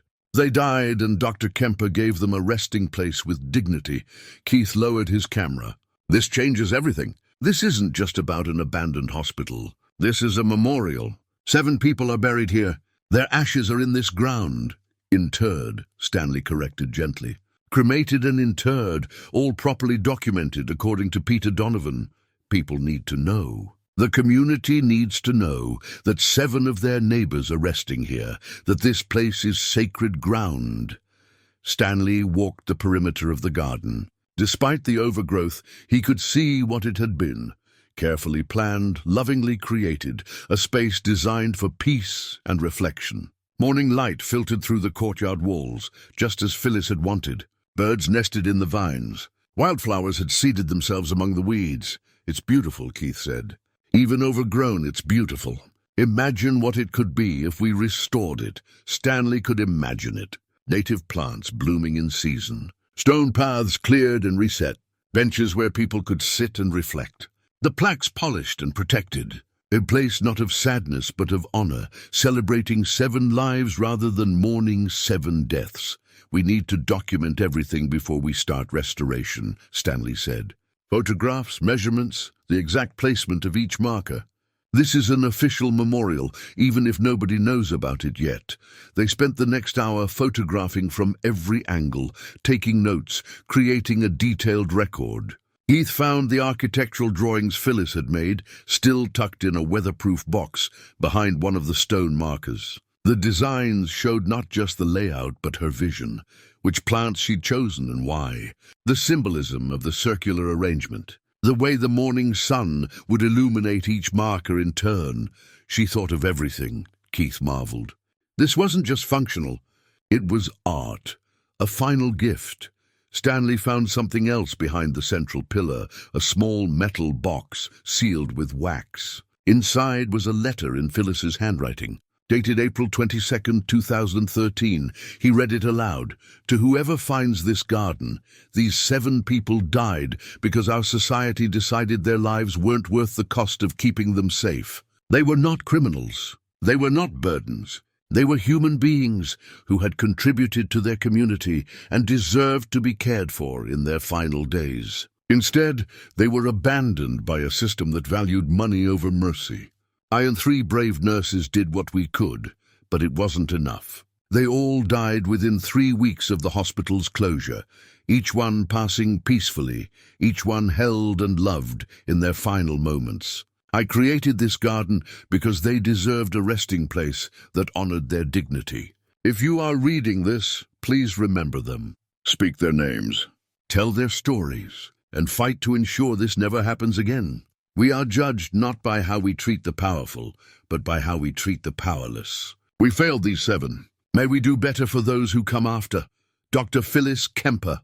The letter shook in Stanley's hands. Keith moved closer, reading over his father's shoulder. "This is the story," Keith whispered. "This is what people need to hear. Not just that 7 people died, but why they died. The system failed them, and 4 women refused to let that failure define their final days." Stanley carefully returned the letter to its box. "We'll preserve this, include it in the memorial exhibition." Her words should be heard. They sat together in the overgrown garden, surrounded by the resting places of 7 people they'd never met, but had come to know intimately. "The black bags outside," Keith said suddenly. "They were just medical waste, weren't they?" "Nothing sinister, just trash," Stanley confirmed. The real story was never about horror. It was about 7 people dying with dignity because 4 women refused to abandon them. That's not scary. That's the most beautiful tragedy I've ever heard. Keith pulled out his notebook.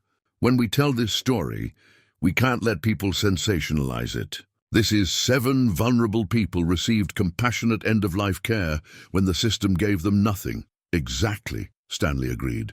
"We control the narrative." They began planning immediately. The garden would be restored first, then the exhibition space inside telling the complete story. The community center would wrap around the memorial, a living tribute. "We need to get the town involved," Keith said. These were their neighbors. "The community needs to take ownership," Stanley nodded.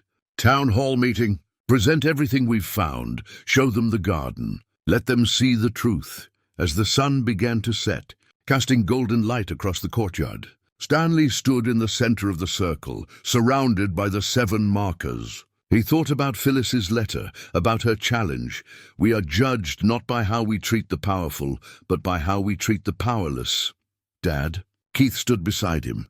What are you thinking? I'm thinking about what it means to do the right thing when nobody's watching, when there's no reward, when it costs you everything. That's real courage. That's what Dr. Kemper had, yes, and now it's our turn. Stanley put his arm around his son's shoulders. We're going to tell their story. We're going to restore this garden. We're going to make sure these 7 are never forgotten again. The town hall meeting was scheduled for Saturday evening, 2 weeks away. Stanley and Keith used every moment to prepare, transforming their discovery into a comprehensive presentation that would honor the 7 while engaging the community. Keith worked methodically through Phyllis's storage materials, scanning photographs and organizing documents chronologically. He created a timeline starting from the hospital's founding in 1952 through its closure in 2013, marking the points where each of the 7 patients had first arrived. Herbert in 2009, Loretta in 2011, Franklin in 2007, each person's story woven into the institution's larger narrative. Stanley focused on the physical restoration. He hired a structural engineer to assess the building. The report confirmed his initial impression. The bones were solid. With modest investment, the hospital could serve the community for another 50 years. He sketched plans for the memorial wing, the community spaces, the restored garden. They reached out to Beverly, Christine, and Phyllis, asking them to attend the meeting. Beverly agreed immediately. Christine was hesitant, but ultimately said yes. Phyllis remained silent for 3 days before calling. "I'll come," she said quietly, "but I don't know if I can speak publicly." "You don't have to," Stanley assured her. "Your presence will be enough." The day before the meeting, Keith finished his presentation board. It was 4 feet tall and 6 feet wide, covered with photographs arranged in 3 sections: who they were, what happened, and what we can do. The first section showed the 7 in their prime. Herbert surrounded by students, Loretta reading to children at the library, Franklin playing guitar on a street corner, Dorothy sewing at her kitchen table, Gene and his wife in their garden, Ruth singing in her church choir, Vernon in his work uniform, young and whole. These were real people, Keith said. Community members with families, jobs, contributions. That's what people need to see first. The second section documented the hospital's closure and the 7 patients left behind. Medical charts. The transfer ledger with 7 names circled in red. Dr. Kemper's journal entries. Photographs from the final weeks showing exhausted staff caring for vulnerable patients. The third section offered hope. Keith's architectural renderings of the restored garden. Plans for the memorial exhibition. Proposed programs for the community center. And at the center, a simple question in large letters. Will you help us honor their memory? Saturday arrived cold and clear. The town hall filled an hour before the scheduled start time. Stanley stood at the back watching residents stream in, elderly couples, young families, curious teenagers, local business owners. Mayor Patricia Hendricks approached, her expression cautious. "Mr. Graves, I understand you have some concerning information about the old hospital." "Not concerning." "Mayor, important. There's a difference."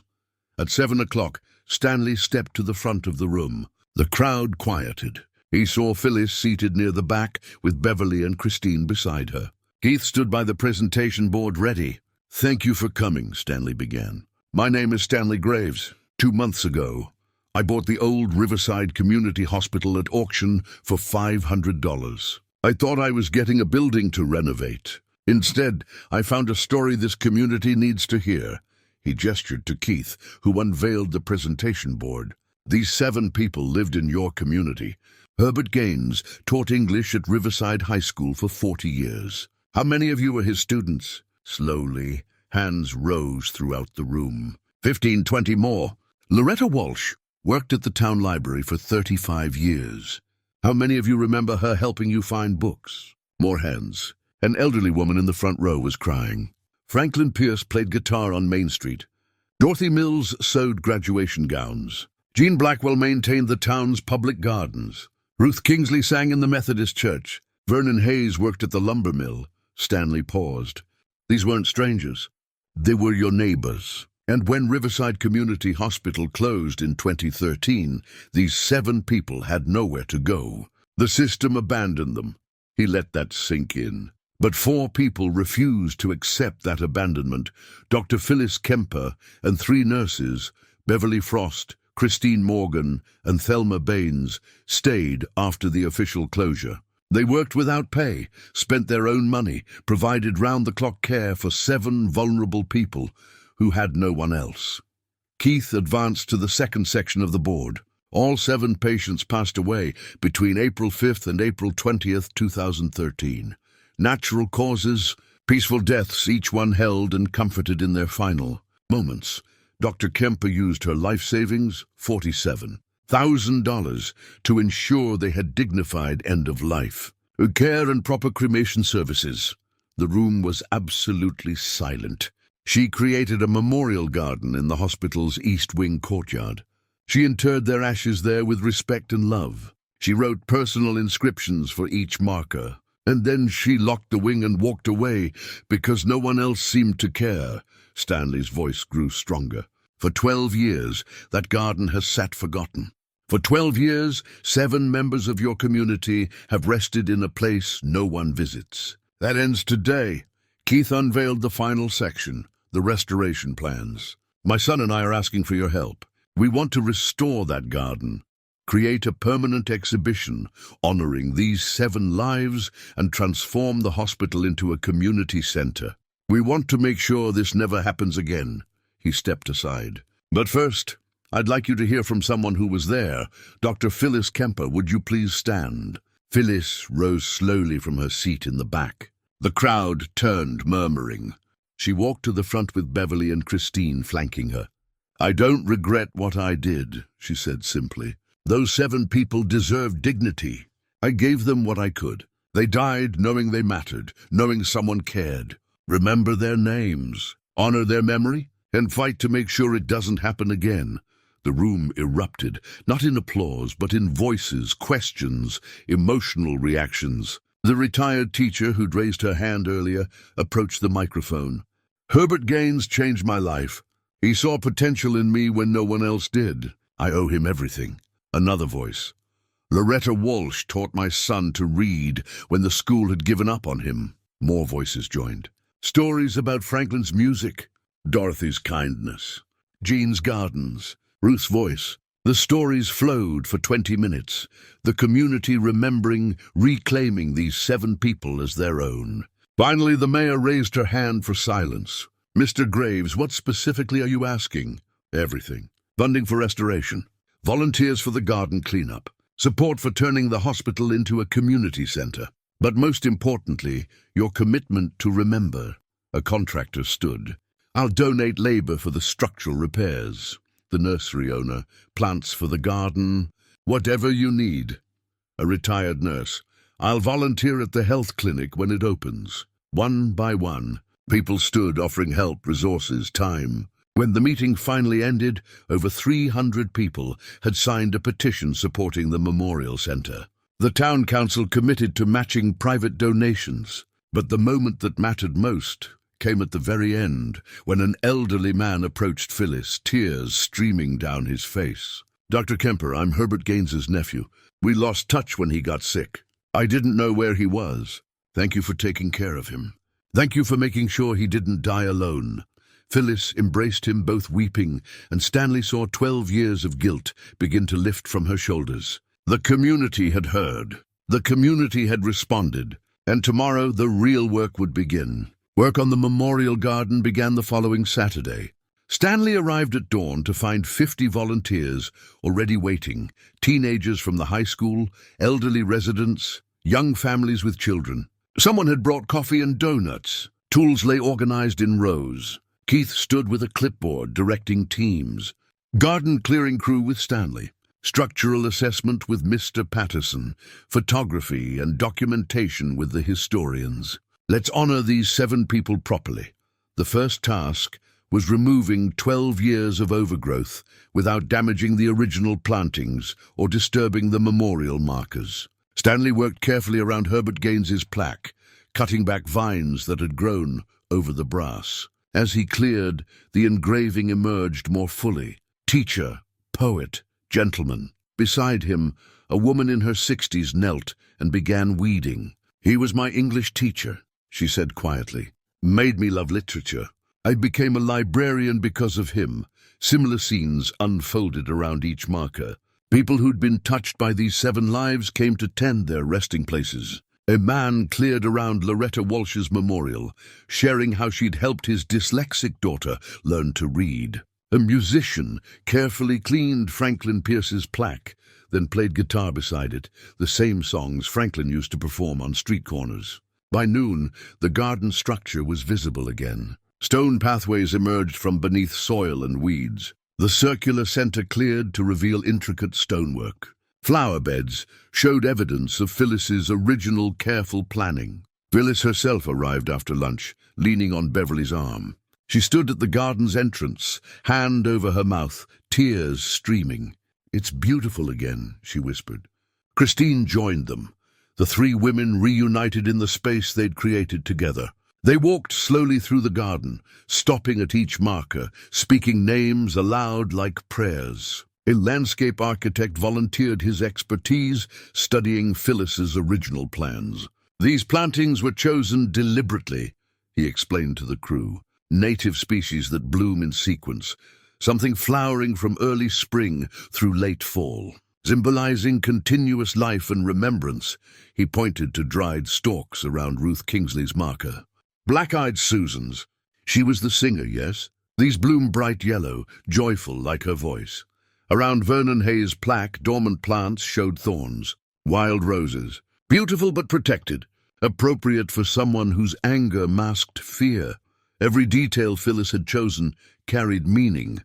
The garden wasn't just a memorial, it was a story told in flowers and stone. Keith documented everything, interviewing volunteers about their connections to the 7. An oral history was forming, dozens of voices remembering these lives. "My mother was in the hospital when it closed," one woman told him.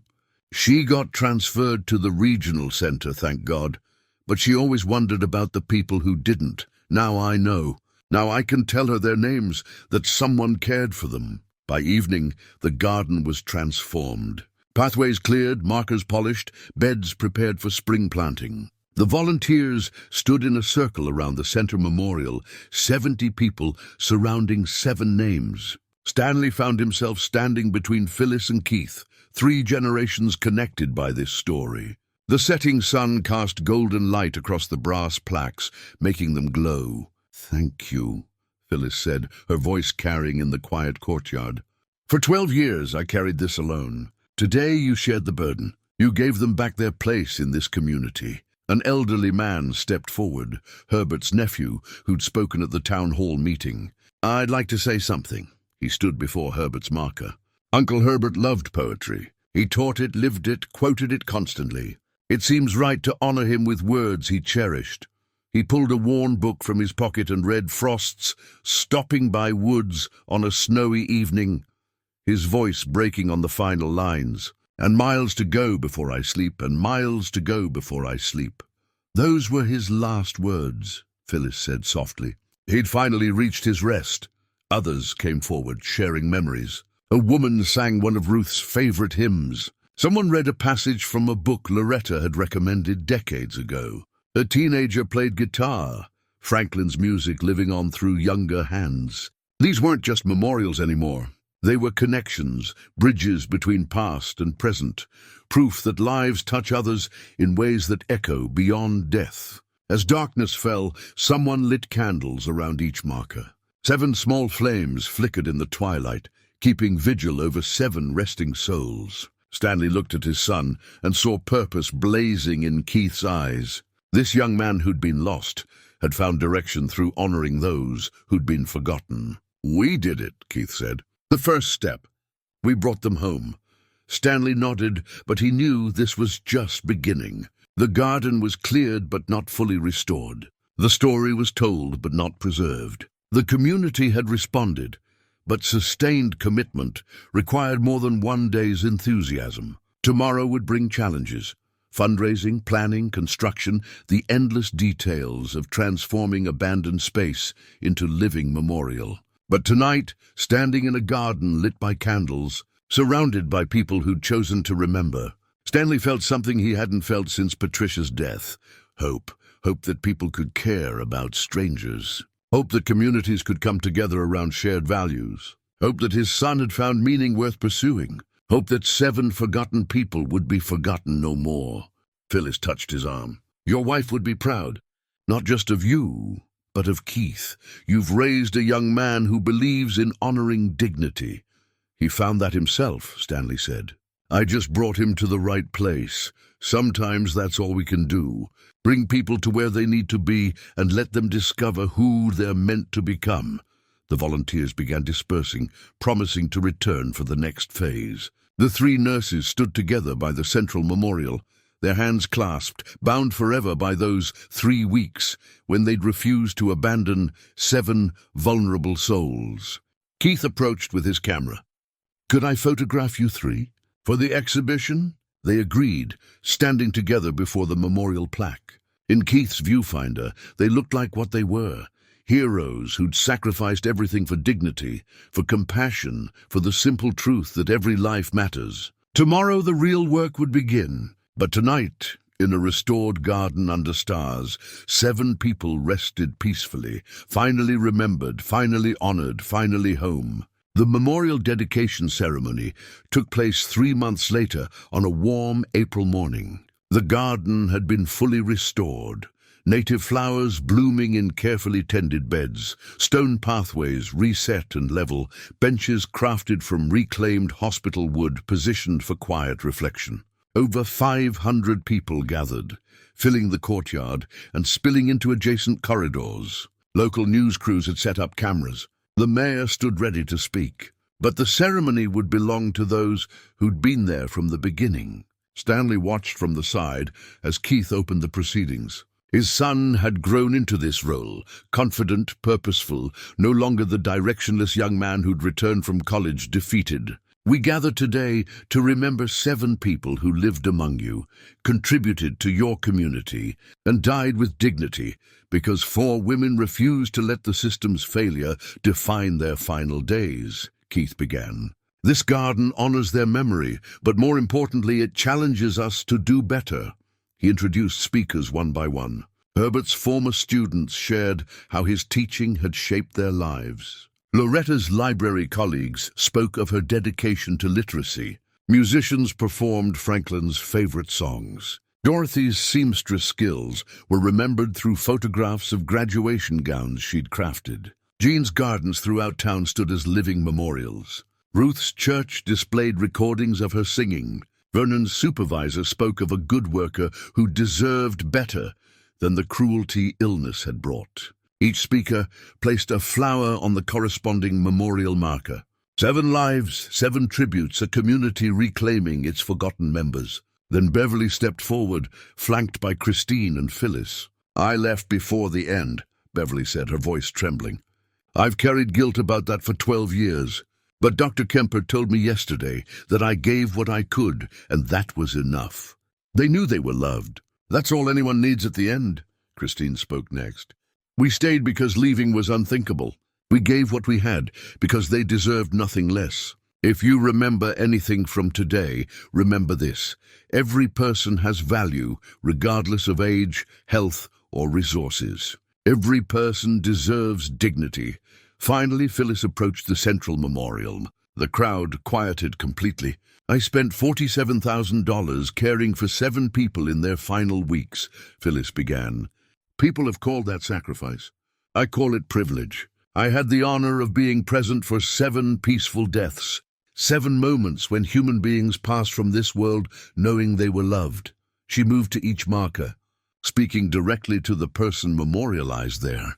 Herbert, your words echo in thousands of students. Loretta, children still read books you recommended. Franklin, your music plays on. Dorothy, your gowns mark generations of graduates. Jean, your gardens bloom every spring. Ruth, your songs lift spirits. Vernon, your struggle reminds us to look beneath anger to the pain it hides. She returned to the center. Rest well, my friends. You are remembered. You are honored. You are loved. The crowd stood as one, applause building, then fading into respectful silence. People approached the markers, placing flowers, touching the bronze plaques, speaking quiet words.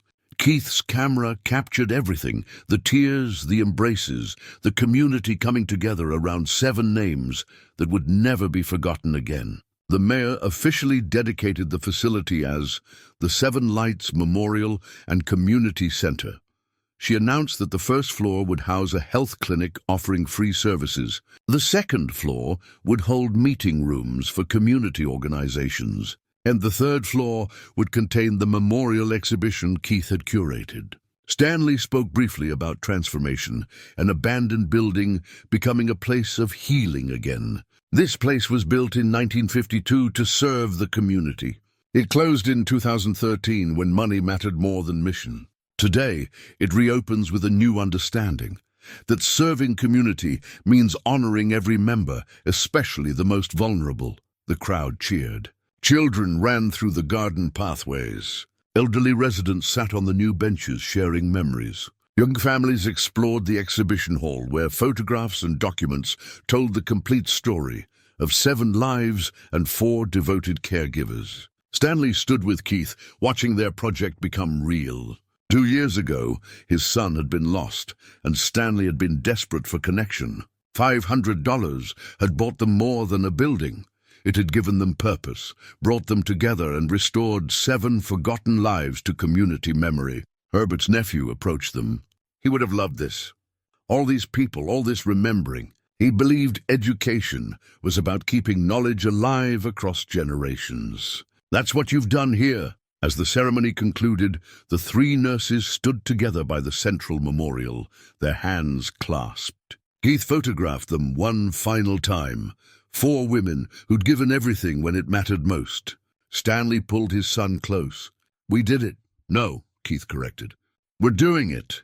This isn't an ending, it's a beginning. These 7 people, this garden, this center, they're alive now through everyone here.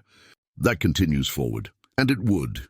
Stanley saw it in the volunteers committing to garden maintenance, in the organizations booking meeting rooms, in the school groups scheduling exhibition tours, in the community embracing responsibility for its most vulnerable members.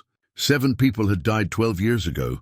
Today, their legacy bloomed eternal, a testament to the power of compassion and the enduring truth that every life matters, every person deserves dignity, and love is stronger than any system's failure. 6 months after the dedication, Stanley sat on a bench in the memorial garden, watching the morning sun illuminate each plaque in sequence, just as Phyllis had designed. The black-eyed Susans around Ruth's marker blazed yellow.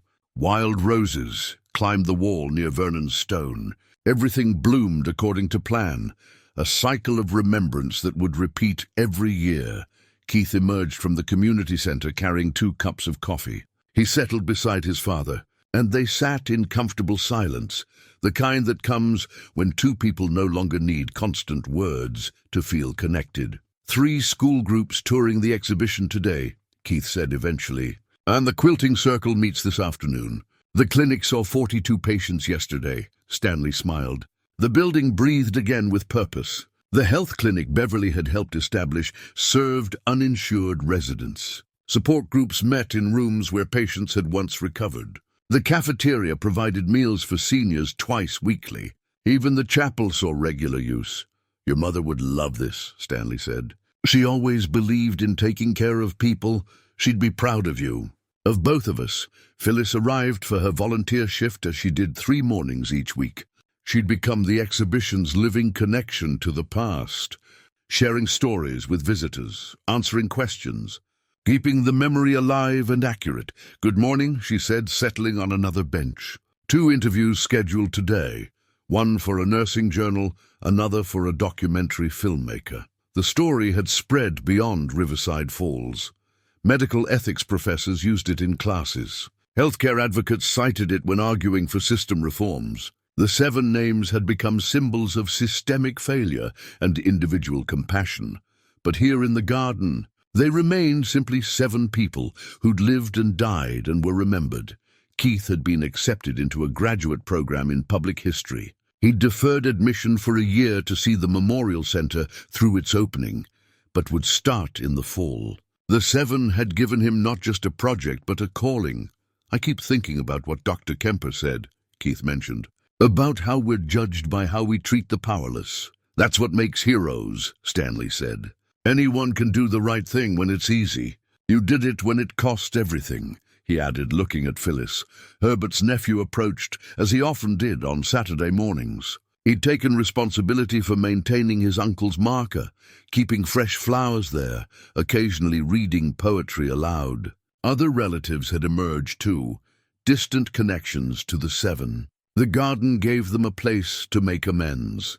Inside, the exhibition Keith had created challenged visitors with difficult truths, that 7 people had died because the system valued money over mercy. But it also celebrated 4 women who'd chosen compassion over convenience. The guestbook filled with comments. My grandfather died alone. I wish he'd had someone like Dr. Kemper. This changed how I think about my work in social services. Everyone deserves to be remembered. Back in the garden, all 7 markers now glowed in full light, names and inscriptions clearly visible. Do you ever regret it? Keith asked. Buying this place, taking on all this responsibility? Stanley considered the question. He'd spent his life savings. He worked 60-hour weeks managing volunteers and maintaining the building. Not for a second, he said. I was lost, Keith. After your mom died, after the mill closed, I was going through motions. This place gave me purpose. And it gave me you back, Keith's eyes dampened. I was lost too, but finding those journals, learning about the 7, telling their story, it showed me what I'm meant to do. They embraced father and son. Their relationship rebuilt through shared mission. Phyllis joined them before the central memorial plaque, May we never forget. May we always do better. We did better, Phyllis said softly. We gave them remembrance. We gave their story meaning, and we'll keep doing it, Keith added. Every visitor, every person who hears their names, that continues their impact. Stanley looked around the garden, flowers blooming, paths worn smooth by countless feet, benches occupied by people finding peace. This abandoned place had become sacred ground through the love that had met tragedy and refused to let it define the ending. He thought about that first day, reading Dr. Kemper's desperate journal entries, deciding to investigate and honor these forgotten lives. That decision had changed everything, for 7 people whose memories were restored, for a community that rediscovered compassion, for 4 women who'd carried guilt in silence, and for a father and son who'd found each other again. Stanley took one last look at the 7 markers, speaking their names silently.